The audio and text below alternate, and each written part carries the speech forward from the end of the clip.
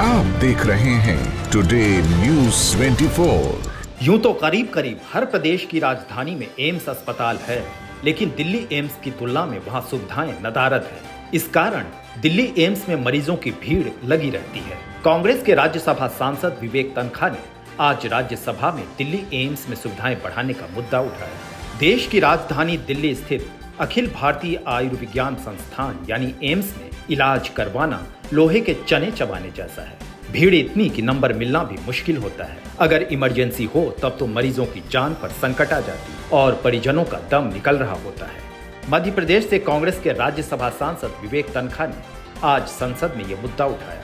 उन्होंने दिल्ली एम्स में इलाज करवाने को आने वाले मरीजों और उनके परिजनों की मुसीबतें कम करने के लिए कुछ सुझाव दिए। उन्होंने कहा कि सरकार को जरूरतों के मुताबिक एम्स में सुविधाएं बढ़ानी चाहिए।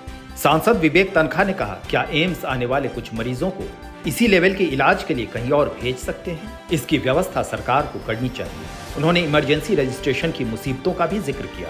कांग्रेस सांसद ने कहा, ऑनलाइन फैसिलिटी रखी है इमरजेंसी रजिस्ट्रेशन के लिए। बीमारी की पूरी गंभीरता ऑनलाइन में अच्छी तरह बता नहीं सकते तो डॉक्टर को भी अच्छे से आभास नहीं होता कि 250 पेशेंट्स में से किसे चुने। तनखा ने बताया कि एम्स के डॉक्टरों का रिटायरमेंट एज 65 से 70 वर्ष की जाए, इसका प्रस्ताव पीएमओ के पास है।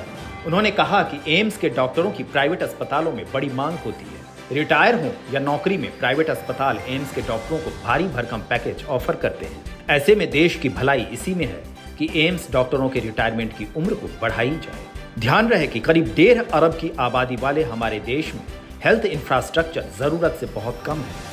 इसका असर अस्पतालों में भीड़ भाड़ से लगाया जा सकता है। शायद ही कोई परिवार हो जिसे एम्स जैसे बड़े और प्रतिष्ठित सरकारी अस्पतालों में इलाज के लिए कड़ी मशक्कत नहीं करनी पड़ी।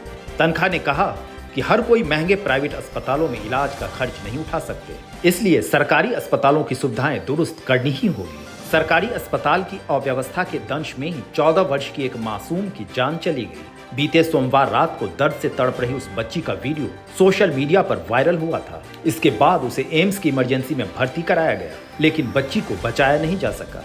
दिल्ली के तिमारपुर की रहने वाली बच्ची की मां रजिया 10 दिनों तक उसे लेकर दिल्ली के अस्पतालों का चक्कर लगाती रही, लेकिन उसे कहीं भी बेड नहीं मिल रहा था। वायरल वीडियो में बच्ची बोल रही थी, बार बार बोलते हैं कि बेड नहीं, जब इंसान मर जाएगा तब बेड देंगे क्या?